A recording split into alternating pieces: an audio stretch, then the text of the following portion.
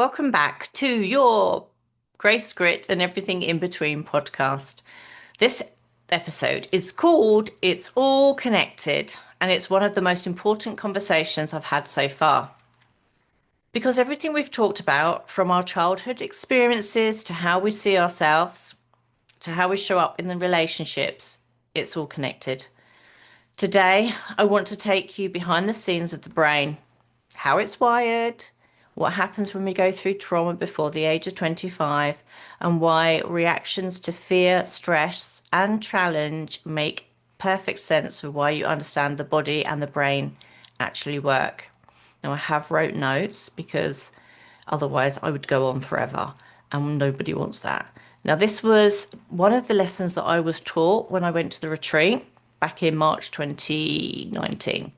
And this literally clicked for me. So it's definitely somewhere that I would recommend that I start to help you understand how the things that you're going through.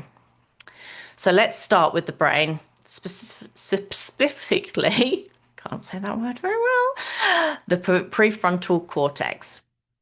This part of the brain, the one that helps us make decisions, regulate emotions, and stay calm under pressure, doesn't fully develop until you're 25. That means that everything happens before that age, especially trauma, instability, or emotional pain, gets wired into our nervous system before we even have the tools to process it properly. So if you ever reacted with fear, defensiveness, overthinking, or self doubt, you're not broken. Your brain is just doing what it's learned to do to keep you safe. When we face stress or fear, our bodies kick into the four main responses: fight, flight, freeze, or fawn. And here's the thing, this isn't weakness, it's survival. Your nervous system is literally wired to protect you. But over time, if we never learn to complete those stress cycles or feel safe again, we stay stuck in those patterns, reacting instead of responding, overworking instead of resting, people pleasing instead of expressing. And this is why the work I do as a coach and a mentor is different from most. I don't just tell you to think positive or hustle harder. I meet you where you are, human to human. My approach combines neuroscience, emotional awareness, and grounded self connection. I show up organically, authentically, and without judgment because healing doesn't happen through perfection, it happens through presence. Every conversation I have with a client is about helping them reconnect the dots, understanding how their thoughts, emotions, and body are all part of one system that wants to heal and grow. If this resonates with you, if you're ready to start understanding yourself on a deeper level and you want support in reconnecting the part of you that feels scattered or stuck, I'm currently taking on new paid coaching and mentoring clients. You can find the details to how to work with me in the show notes or reach out to me directly. Together, we'll take you through your story, your nervous system, and your goals, and we will create real, lasting change from the inside out. So, let me explain a bit more about how I was taught about trauma and the brain and basically probably one of the biggest tools that I was ever handed. Like I said in previous podcast, I was never privy to this information before, and I'd seen a psychiatrist, I'd seen numerous amounts of therapists, and no one had actually explained to me why these things were happening. Now I've got ADHD. I like to have all the information. And I've gone, as I said, to many therapists, and they give you an 8 week, 6 or 8 week session. And by the time you actually delve into the problem, your sessions are over, which is why I think I repeated the same things over and over again. So, if you think back to our brain, before this prefrontal cortex developed, we have a primitive brain that has been around since we were cave people. And obviously back then, it was about survival. Everything that happened was about survival, be it the man going out hunting for food or the woman in the cave with the children. It was all about survival. And that's where the fear, flight, fight, or fright stems from. So once that's activated, it's really hard without that prefrontal cortex to help regulate those emotions for it to switch back off. So if you have suffered with any kind of trauma before the age of 25 and you're unsure why, you're repeating patterns or you're feeling stuck or you just feel like that you are broken, it's not you at all. It's literally because something happened before your brain fully formed, before that part, the prefrontal cortex, was fully developed to be able to turn off that switch, which meant that everything that's been going on in your life is all to do with your nervous system, the way that you respond, the habits that you have, the patterns that you're in, why you might say that you keep getting sent the same lesson until because you can't figure out how to learn it yourself. And you might have had therapy, you might have turned to addiction, you might have had all these different routes trying to gauge and understand and make yourself feel better. But I hope just by me explaining that you can take the weight off a bit and just understand it's not you. Anything that happened to you before the age of 25 or under the age of 18 that happened to you without your control, it could have been you were in a car accident, you could have lost a parent, you could have been hurt in some way, you could have suffered an illness, you could have lost an animal. All these things can trigger that response in your primitive brain. And if you can't figure out what stemmed it, what how it started, or you just can't pinpoint, that's something that I'm going to help you do through the tools that I've got in the next coming weeks.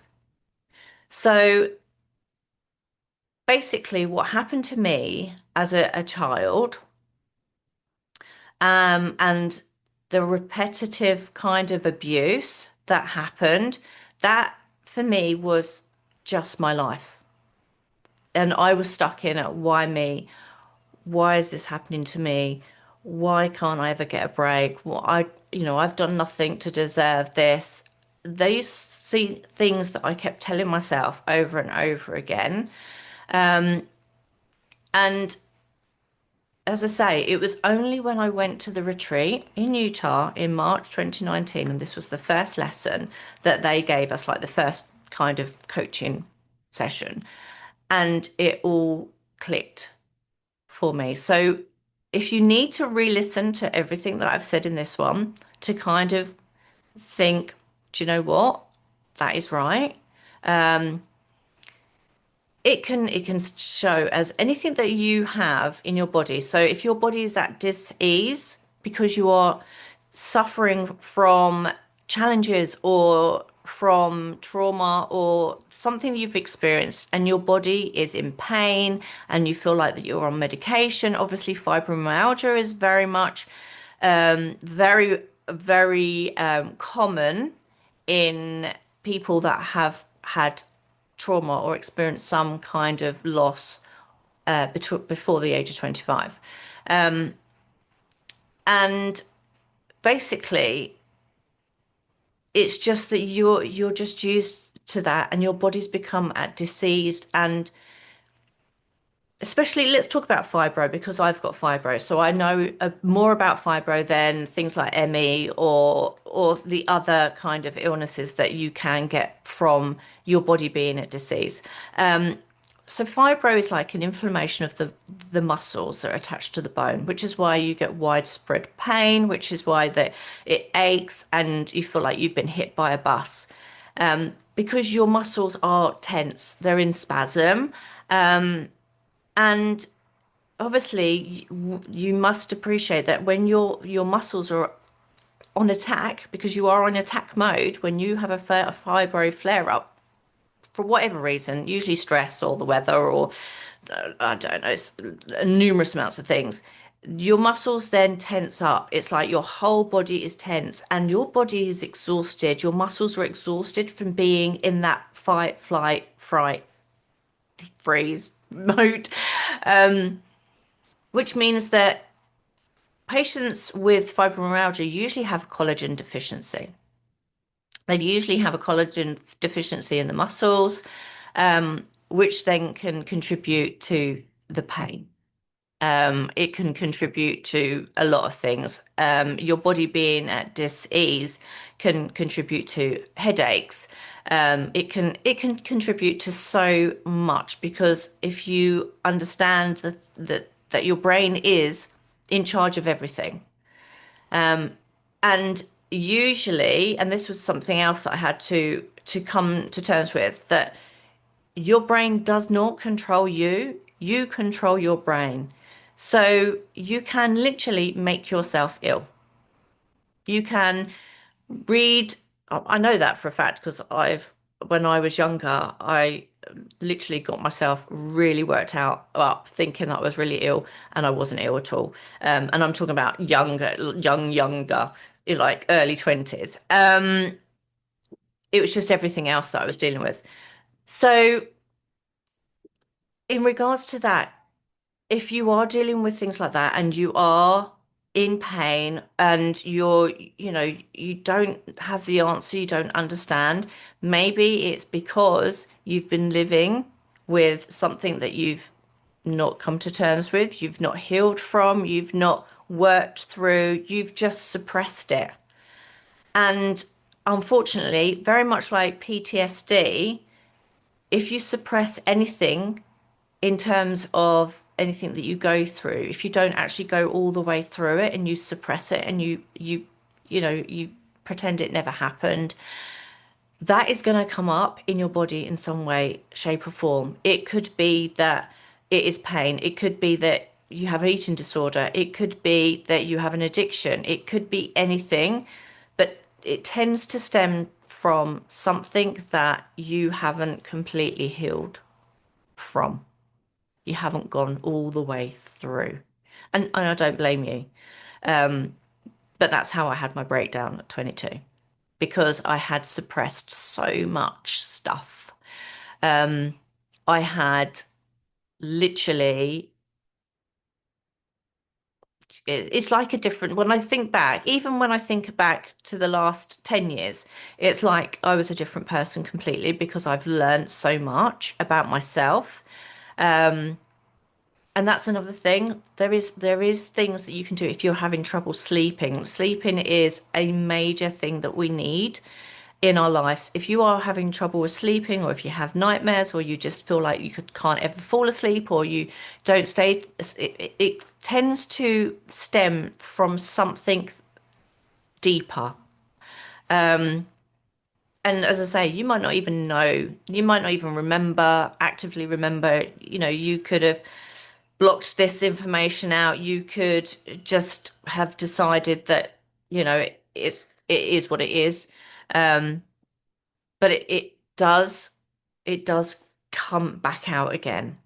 So one of the things I put together to help some people a few years ago now was like a 3-day workshop. So in this workshop, we dealt with the past, we dealt with the present, we dealt with the future. 3-day workshop, it works really, really well. So I will be taking you through that. If you're not in my Facebook group and you would like to just search for it on Facebook, I will be sharing throughout the weeks some worksheets.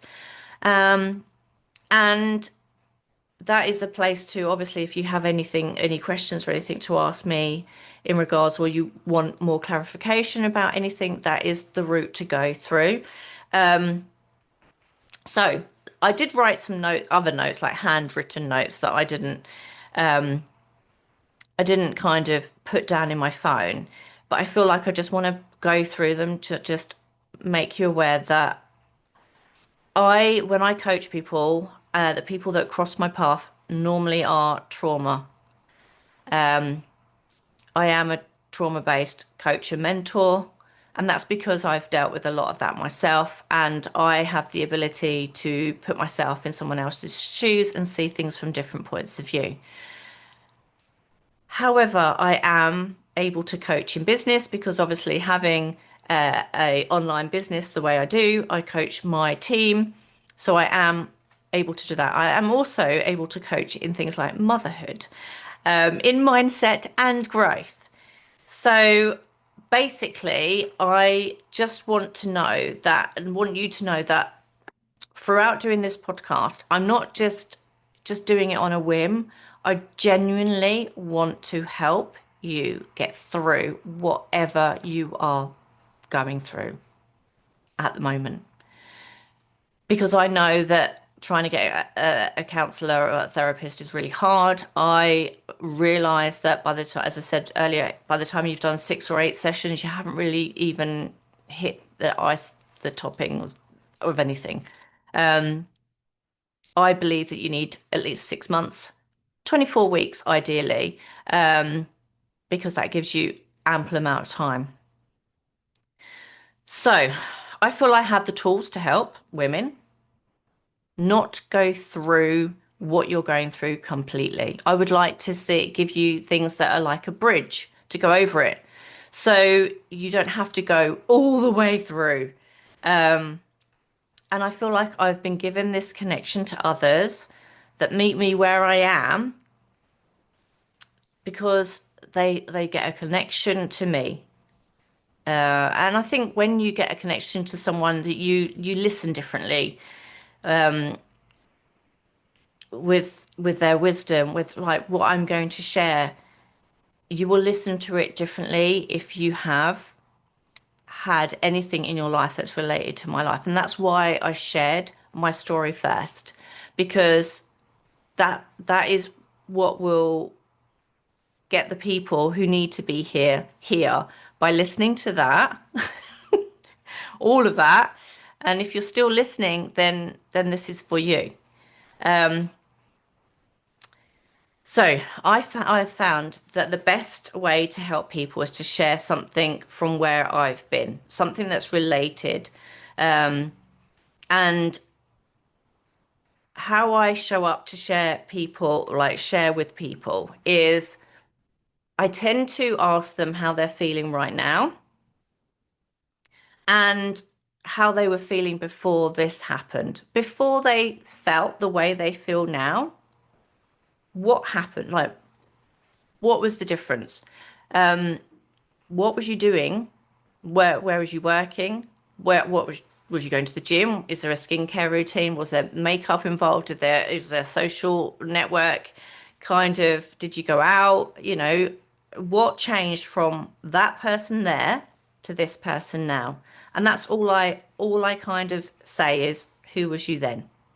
Because then I've got something to start on, something that I know that if you was there, you can get there again. It's like being slim, having a baby, and then going back to the pre-baby weight. There is a possibility that that is going to happen if that's the mindset you've got. So, how I tend to work is I don't focus on where they were, but that I need that information so I can gauge where I need to get them back to. So, hopefully, that kind of explains why I'm doing this a little bit more fully. So, I show up organically, authentically. I have been approached by brands who want to grow my coaching business. However, I want to attract the right people, which is why I'm doing the podcast this way. I, as I just previously said, by me sharing my story, if that doesn't relate to people, they're not going to carry on listening. Which will be obviously a shame because I will be like sharing some very valid tools and very helpful tools and wisdom, but I just want to attract the people that need me the most. So, very short episode today because I want you to kind of Just think about where you are right now and where you was before this time. What was you doing before this time? And everything we go through, every response we've had, every belief we've carried, it's all connected. And we start understanding connection. When we start understanding connection, the healing becomes possible. So thank you for listening to this week, for showing up, and for being open to exploring this deeper side of yourself. Feel you are, as I say, that group, the Grace Grit and everything in between Facebook group that I've got, you're more than welcome to share in there. You know, it's a safe place. But you can also reach out to me in there. So until next time, keep giving yourself grace, keep choosing growth, and keep remembering that it's all connected. Until next time, you deserve to be everything that you've ever wanted to be. And I am looking forward to helping you get that.